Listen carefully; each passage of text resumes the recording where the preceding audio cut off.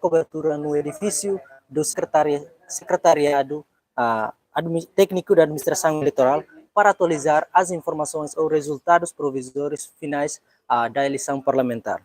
Telespectadores, queremos informar também que acabou a de votos e o resultado final provisório é liderado pelo Partido Congresso Nacional de Reconstrução Timorense, o CNRT, com total de votos 288.101 ou 41,62%, e a seguir o Partido Fretilin com um total de votos de 178.248 ou com 25,75%. São 5 partidos políticos cujos resultados estão acima da barreira, como o PD, PLP e CUNTO também.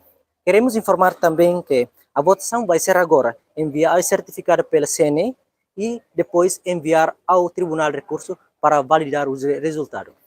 Para mais informações, segue a nossa página de Timor Posse. Obrigado.